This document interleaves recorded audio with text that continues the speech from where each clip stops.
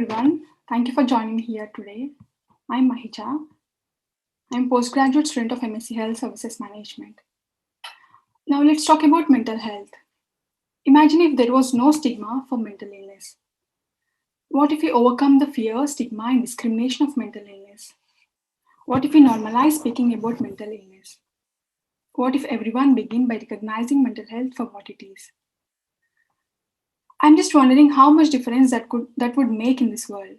Well, that could possibly make a world a better place for someone who is suffering from mental illness and to their families. I've never seen someone who is discriminating brain, kidney, or liver when patients are suffering from stroke, nephrotic syndromes, or any other kidney failure. But why it's happening when people are suffering from mental illness and when there is a problem with the brain? I believe mental illness is same as any other physical illness. But why it's happening? Why there's a lot of discrimination when people are suffering from mental illness? Now let's begin with brain, where it all begins. Brain is a human body's most mysterious organ. It learns, it changes, it adapts. It tells us what we see. When the human brain is traumatized or when patients are suffering from mental illness, that's when it gets even more mysterious. It changes the way we see the world, our sensory perception. It can affect our cognition like decision making, planning, thinking skills, and whatnot.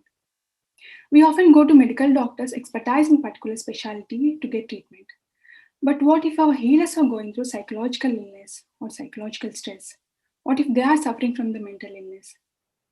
Who look after them who are on front lines fighting a war against COVID-19 pandemic? Pandemics have a lot of psychological impact on mental health of healthcare workers. Physicians have one of the highest rate of suicide of any other profession, followed by nurses and other healthcare professionals. The COVID-19 pandemic could spark a mental health pandemic too.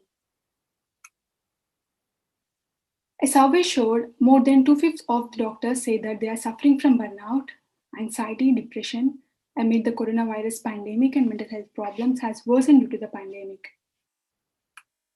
Now let's begin by talking about junior doctors, trainee nurses, and other frontline healthcare workers. They have been trapped to treat floods of patients. They will be on 12-hour shifts during which they see numerous deaths like 3, 4, 5, 10, and the death toll goes on.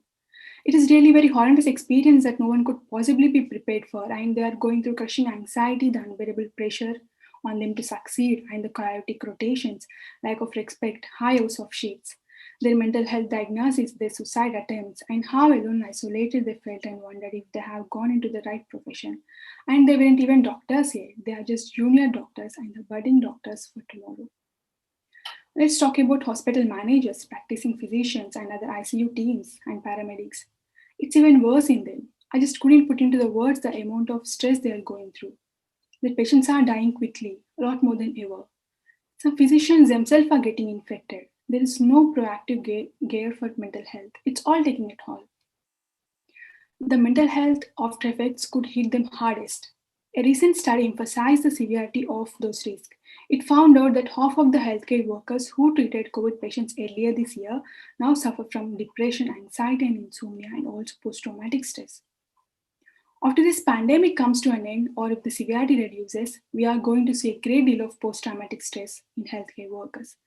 Medical professionals can be the patients of tomorrow if they are ignored or fail to seek help or care.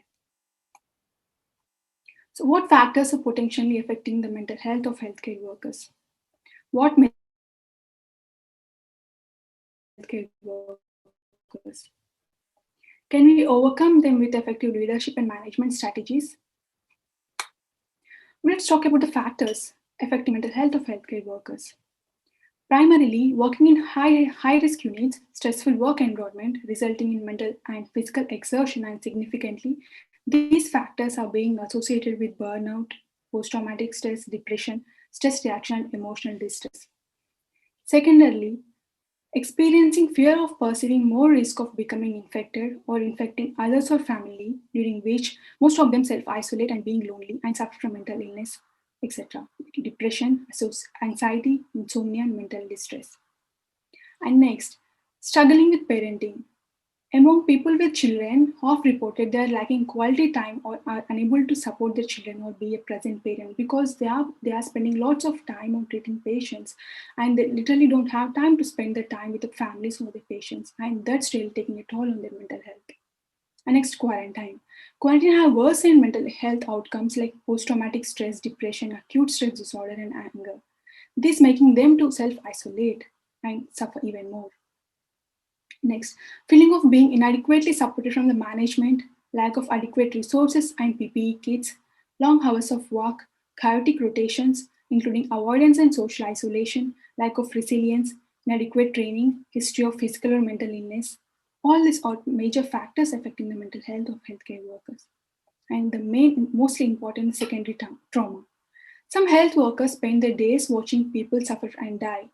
They may have to comfort devastated family members, wonder about what will happen to the children of the dead and their families. All these are really showing a lot of impact on them. And next, the most important, stigma. Stigma. Mental health is highly stigmatized more than any other illness. Why? Next, judgment, discrimination, hostility, widespread media coverage. These are the main factors also contributing for mental health problems, which we can control as public. Physicians who die of suicide often suffer from undertreated or underdiagnosed depression, often due to stigma, time constraints, or confidentiality fears. Doctors are reluctant to seek help for depression. They might fear that if they disclose a mental illness, they will be subject to sanctions from employer or professional regulatory or even lose their job. They also have a fear of loss of confidentiality when they talk about their illness or consult colleagues. I think safeguard mental health of healthcare workers during infectious diseases outbreaks should not be treated as separate health interventions strategy. Instead, mental health should be safeguarded from protecting approach. We have just failed to normalize talking about mental illness. Why? Can't we make it normal? We have to begin recognizing mental health for what it is. And here are a few measures that we can protect our healthcare workers. It is necessary to adjust work conditions and intensity according to the worker's mental health state flexibility and systematically by reducing work hours and monitoring closely who are on front lines because their mental illness deserves extensive attention. Timely and effective early screening psychological interventions measures before illness has affects their brain and disrupts life. Availability of mental health team for healthcare workers with adequate counseling and psychological support, cognitive training, emotional support, or even psychological assistance services like telepathy, teletherapy, like internet counseling intervention for staff may help.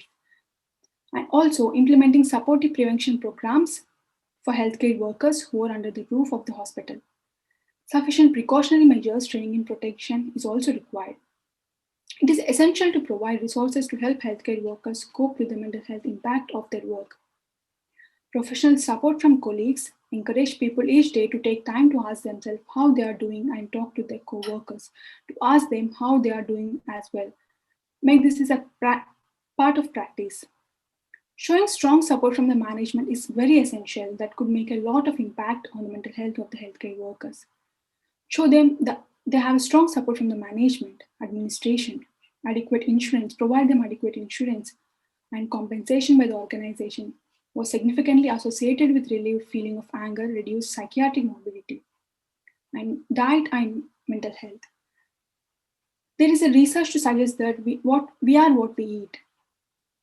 What we eat may affect not just our physical health, but also our mental health, and also well-being.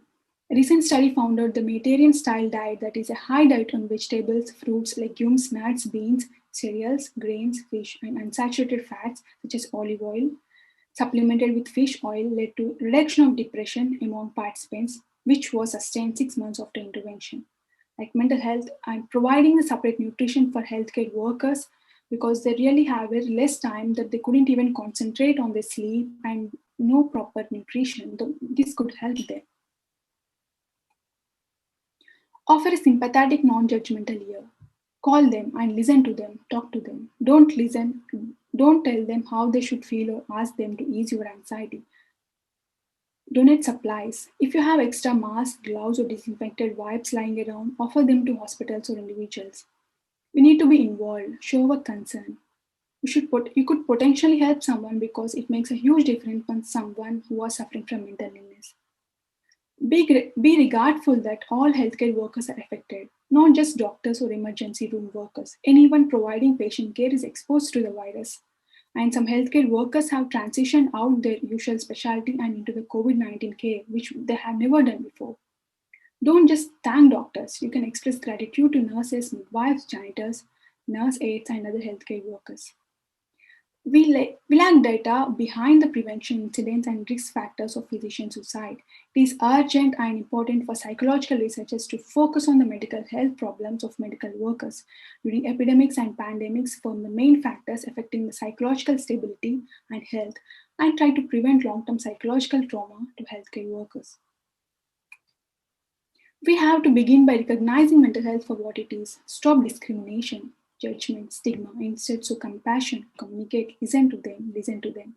Be kind to healthcare workers. We need to be involved, show our concern. You could potentially help someone because it makes a huge difference when someone who is suffering from mental illness. Epidemics and pandemics have a profound impact on psychological well-being of healthcare workers. There is an imperative need to address this issue of mental health of healthcare workers. If their lives are at stake, then ours too. Thank you.